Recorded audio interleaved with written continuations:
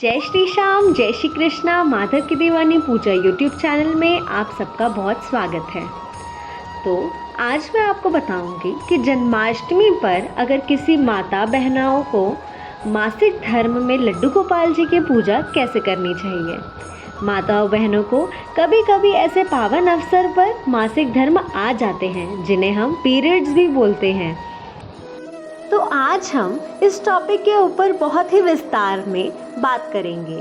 तो चलिए वीडियो को स्टार्ट करते हैं। और वीडियो को स्टार्ट करने से पहले आप चैनल को सब्सक्राइब ज़रूर कर दीजिएगा और बेल नोटिफिकेशन भी प्रेस कर दीजिएगा ताकि मेरी हर अपडेट आपको तुरंत ही मिलती जाए। तो चलिए स्टार्ट करते हैं। अगर किसी महिला ने लड्डू गोपाल की सेवा ली हुई है और उन्हें मासिक धर्म आ जाते हैं तो उन्हें लड्डू गोपाल की पूजा कैसे करनी चाहिए। इनके कुछ अलग नियम हैं जो आपको जानना बेहद ज़रूरी है। अगर यही समस्या जन्माष्टमी के दिन आती है तब क्या करना चाहिए, जानते हैं विस्तार से। भगवान श्री कृष्ण को लोग अलग अलग रूप में पूजते हैं। कोई उन्हें मुरली मनोहर के नाम से पूजता है तो कोई उन्हें लड्डू गोपाल के रूप में पूजता है। आजकल अधिकतर घरों में लड्डू गोपाल की सेवा की जाती है। उनका ख्याल एकदम एक बच्चे की तरह रखा जाता है। भगवान श्री कृष्ण को लोग अलग अलग रूप में पूजते हैं। कोई उन्हें मुरलीधर मनोहर के नाम से पूजता है तो कोई उन्हें लड्डू गोपाल के रूप में पूजता है। आजकल अधिकतर घरों में लड्डू गोपाल जी की सेवा की जाती है। उनका ख्याल एकदम एक छोटे बच्चे की तरह रखा जाता है।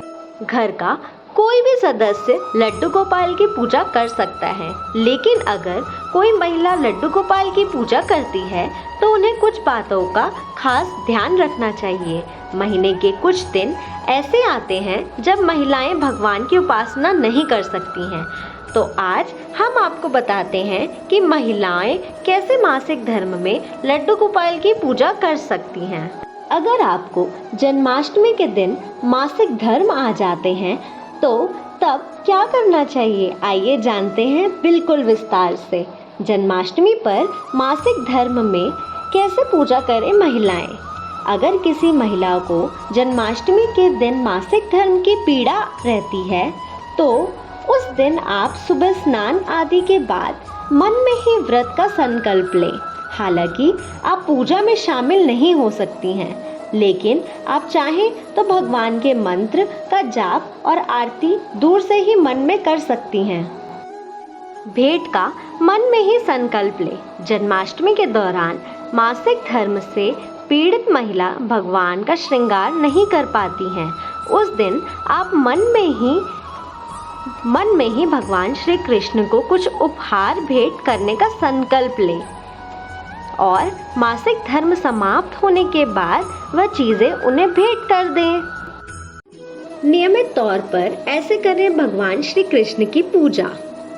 अगर आपने लड्डू गोपाल की सेवा ली हुई है तो आप मासिक धर्म के दौरान इस बात का ख्याल रखें कि आपको भगवान को स्पर्श नहीं करना है। सेवा के दौरान लड्डू गोपाल को रोजाना स्नान और 4 समय भोग लगाना होता है। तो ऐसे में आप किसी दूसरे को से प्रसाद बनाकर उन्हें भोग लगवा सकती हैं। इस दौरान अपनी रसोई का खाना ना खिलाएं। आप चाहें तो बाहर से कान्हा जी के लिए कुछ लेकर आ सकते हैं, जैसे कि कुछ बिस्किट, ब्रेड पैकेट, कुछ चिप्स पैकेट, और ये सब लाकर आप किसी और के हाथों लड्डू गोपाल को भोग लगवा सकते हैं। कान्हा की सेवा लेने के बाद उन्हें अकेला नहीं छोड़ना चाहिए। इसलिए अगर आप मासिक धर्म के दौरान कहीं बाहर जाने का प्लान बना रही हैं तो आप कान्हा जी की सेवा किसी भरोसेमंद इंसान को सौंप कर जाएं, जो उनकी दोनों टाइम पूजा और उनका 4 समय का भोग लगा दे। और मासिक धर्म में जन्माष्टमी के दिन आप संकल्प लें, आप अपना मंत्र जाप करिए जितना हो सकता है। आप दूर से ही दर्शन कीजिए भगवान जी के और भगवान जी की बार बार उपासना कीजिए, बार बार उपहार के लिए सोचिए। आप अपने मन के अंतर्गत ही कान्हा जी का बर्थडे सेलिब्रेट कीजिए और देखिएगा आपको वैसा ही फल मिलेगा जैसे हम पूजा पाठ करने से करते हैं। तो जय श्री श्याम, जय श्री कृष्णा। आई होप आपको सब चीज़ें बहुत अच्छे से समझ आ गई होंगी।